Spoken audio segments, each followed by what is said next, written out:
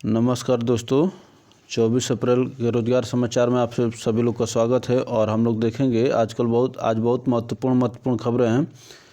SSC में जो fail हो जाएंगे उनको भी सरकार देगी नौकरी, और बेसिक शिक्षकों का ट्रांसफ़र भी शुरू होने वाला है। और देखिए, छात्रवृत्ति जो घोटाला हुआ था उसकी वसूली शुरू हो गई है, और फार्मासिस्टों की नियुक्ति का मामला है, और 268 इंजीनियरों की भर्ती भी आ गई है। उसको जल्दी से जो लोग उसके इच्छुक हैं आवेदन कर दें।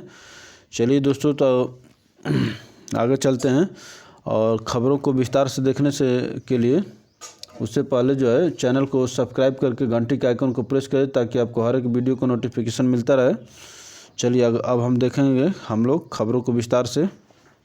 तो आगे खबर है दोस्तों, देखिए, एसएससी चयन से वंचित अभ्यर्थियों को भी निजी क्षेत्र में मिलेगा नौकरी का अवसर। कोरोना संक्रमण के दौरान केंद्रीय कार्मिक मंत्रालय ने अचयनित अभ्यर्थियों के लिए की अनूठी पहल। तो आइए देखते हैं। मंत्रालय के पोर्टल पर रहेगा अचयनित अभ्यर्थियों का डाटाबेस। निजी क्षेत्र की कंपनियां चुन सकेंगे योग्य अभ्यर्थी। आइए देखते हैं। कार्मिक मंत्रालय, भारत सरकार एवं सरकारी कर्मचारी चयन आयोग ने आपदा के समय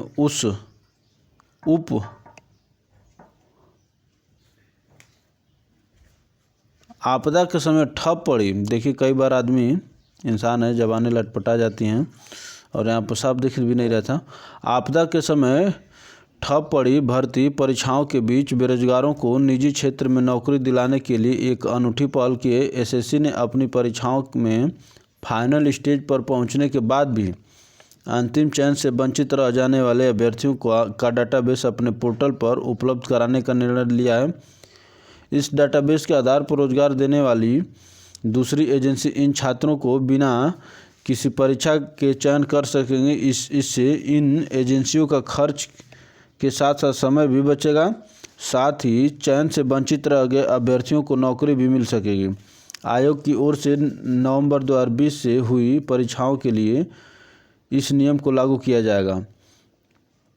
एसएससी द्वारा कराई जाने वाली भर्ती परीक्षाओं में टॉप की मेरिट के अभ्यर्थियों का अंकों के आधार पर चयन किया जाता है। इसमें अंक समान, तो ये सब जानते ही हैं, तो इसको देख लीजिएगा। मेन जो है, आइए इसको देख ही लेते हैं। इसमें अंक समान होने पर अधिक उम्र वाले को वरीयता दी जाती है। इसके अलावा कई बार चयनित अभ्यर्थी तथा चयन से वंचित रह गए अभ्यर्थियों में 1-2 अंकों का अंतर रह जाता है। ऐसी परिस्थितियों में कई अभ्यर्थी सरकारी नौकरी से वंचित रह जाते हैं। योग्यता के मामले में यह अभ्यर्थी चयनित हुए अभ्यर्थी के मुकाबले किसी भी मायने में कम नहीं होते। आयोग की ओर से परीक्षा में असफल अभ्यर्थियों के अभी तक अंक जारी नहीं किए जा रहे हैं। अब सरकार की नई योजना के तहत छात्रों के अंक पोर्टल पर जारी किए जाएंगे, जिससे दूसरी एजेंसी इन योग्य अभ्यर्थियों का चयन कर सकें। एसएससी मध्य क्षेत्र के निदेशक राहुल सचान का कहना है कि आयोग की ओर से फाइनल स्टेज में पहुंचे अभ्यर्थियों के अंक उसकी वेबसाइट पर रोल नंबर एवं मेरिट के आधार पर उपलब्ध करा दिए जाएंगे। उनका कहना है कि एसएससी की ओर से ग्रेजुएट स्तर की सीजीएल, हायर सेकेंडरी लेवल की सीएचएसएल एवं स्टेनो जेई सहित मल्टी टास्किंग परीक्षा का आयोजन किया जाता है। ऐसे में जो भी एजेंसी हमारे अचयनित अभ्यर्थियों को नौकरी देगी, उसे हर स्तर के योग्य अभ्यर्थी मिल जाएंगे। इस योजना का लाभ निजी क्षेत्र की कोई भी एजेंसी ले सकती है। एजेंसी को योग्य उम्मीदवार भी मिल जाएंगे और युवाओं को भी रोजगार मिल जाएगा। तो ये अच्छी बात है। चलिए दोस्तों, अगली खबर पर हम लोग देखेंगे। तो आप लोग समझ गए होंगे, सब लोग समझदार आदमी हैं।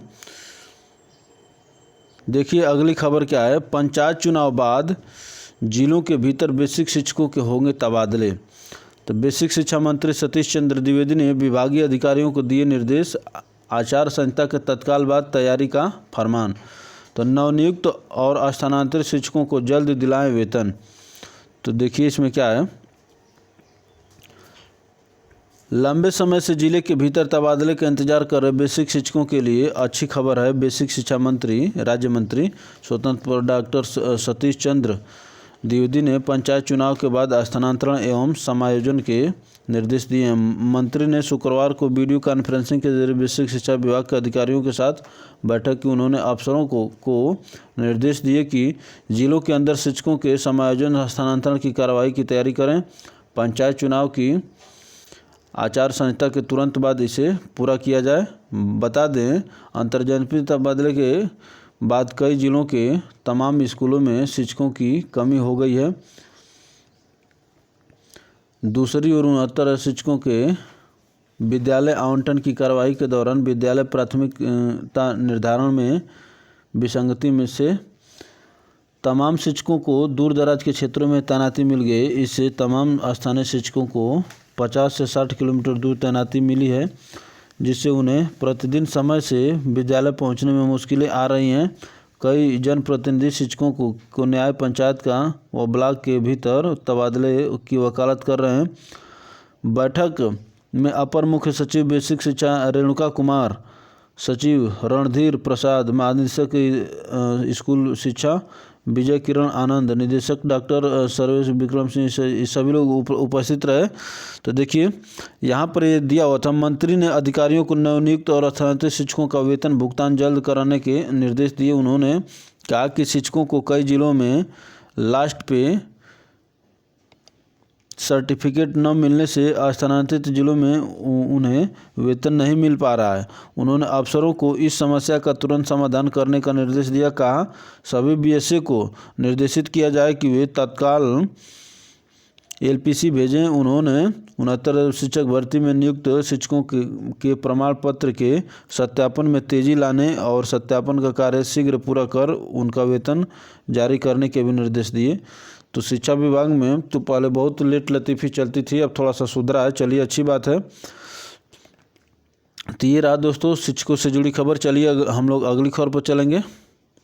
अगली खबर है, देखिए, भारत इलेक्ट्रिकल लिमिटेड भेल में 268 इंजीनियरों के पद का प्रोजेक्ट इंजीनियर्स का पद आया। उत्तर प्रदेश, राजस्थान, पंजाब, दिल्ली, जम्मू और कश्मीर इत्यादि में आपको पोस्टिंग होगी। अधिकतम उम्र जो है 32 वर्ष और यहाँ पर आपको वेतन मिलेगा 35,000 के आसपास और निर्धारित नियमानुसार शुल्क ये सब। आवेदन की अंतिम तारीख इसको देख लीजिए भैया, 5 मई 2021। और योग्यता क्या है, निर्धारित विषय में BE, BTech, computer electronics science इत्यादि 2 वर्षीय अनुभव के साथ अन्य आवश्यक पात्रताएं। और आप लोग जा कर के https://bhel.india पर देख सकते हैं। इसको आप लोग सब लोग सर्च करके इसका देख लीजिएगा। और भी जगह आपको मिल जाएगा, गूगल पर सर्च मारेंगे तो आपको तुरंत मिल जाएगा। तो मेरा उद्देश्य होता है आपको बताना, और आप बाकी सब समझदार हैं, बिना नोटिफिकेशन को अच्छे पढ़े कोई फॉर्म ना फिल किया करिए। चलिए अगली खबर पर चलते हैं दोस्तों। कि अगली खबर ये है, छात्रवृत्ति घोटाला। 21 ITI संस्थानों से 22.98 लगभग 23 करोड़ की वसूली के लिए नोटिस। मथुरा फर्जी तरीके से हड़पी थी धनराशि, समाज कल्याण विभाग अब करेगा वसूली। तो 3 प्रकार के छात्रवृत्ति घोटाले ITI कॉलेजों द्वारा 3 प्रकार के छात्रवृत्ति घोटाले किए हैं। पहला, बिना मान्यता के छात्रों का प्रवेश लेकर छात्रवृत्ति वसूली की। दूसरा, निश्चित सीट से अधिक का है। और तीसरा, फर्जी छात्रों का है।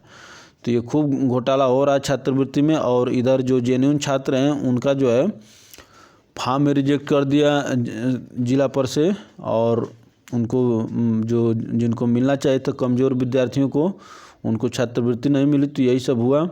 इस पर सरकार को संज्ञान लेकर के, चलिए, कहा जाता है कि जो जैसा बोएगा वैसा काटेगा। सरकार जो बो रही है, हो सके तो यहाँ की जनता और लोग समझ रहे होंगे, ठीक है ना।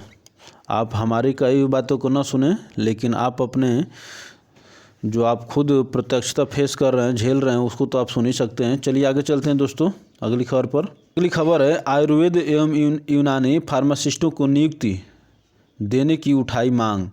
तो देखिए इसमें क्या है, आयुर्वेद एवं यूनानी फार्मासिस्ट करीब 7 साल से नियुक्ति के इंतजार में है। काउंसलिंग के बाद भी नियुक्ति की प्रक्रिया शुरू नहीं की गई है। देख लीजिए, काउंसलिंग राजकीय 7 साल हो गए।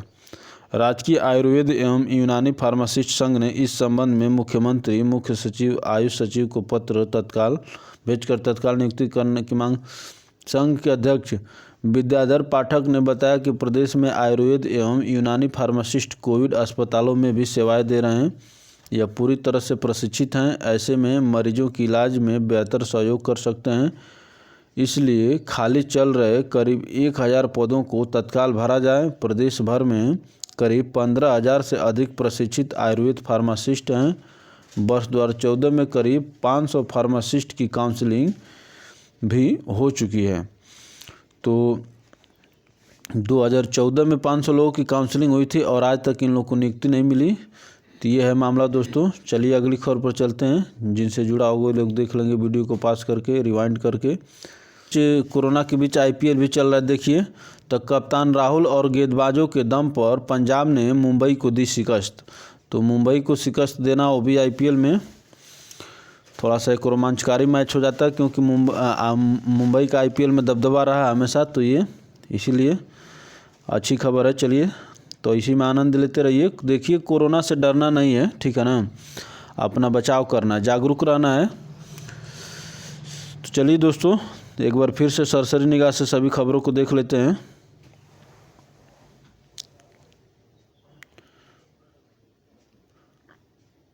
कोरोना, देखिए ये खबर थी, कोरोना संक्रमण की वजह से राष्ट्रीय स्तर की प्रवेश परीक्षाओं में होगी देरी।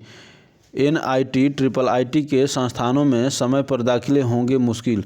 तो जाहिर सी बात है कोरोना के चलते देरी होने की हर संभावना। चलिए अगली देखते हैं SSC। यही था आज का निजी खबर। आगे देखिए,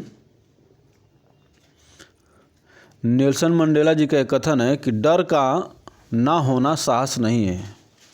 डर का ना होना साहस नहीं है, बल्कि डर पर विजय पाना साहस है। बहादुर वह नहीं है जो भयभीत नहीं होता, बल्कि वह है जो इस भय को परास्त करता है। तो वही कहा जा रहा है कि आप डरते नहीं, तो इसका मतलब ये नहीं कि साहसी नहीं है, साहसी हैं। डर का ना होना साहस नहीं है। तो जहाँ पर चीज़ें मुश्किलें रहती हैं वहाँ से डर सबको लगता है, लेकिन उसका समाधान निकाल कर ही अच्छा विकल्प होता है। समाधान निकालना ही विकल्प होता है। तो इस कोटेशन को देखिए, नेल्सन मंडेला जी का है, बहुत अच्छा कोटेशन है। चलिए दोस्तों तो आज की सभा यहीं पर समाप्त होती है। फिर मिलते हैं हम लोग अगली वीडियो में। तब तक के लिए धन्यवाद।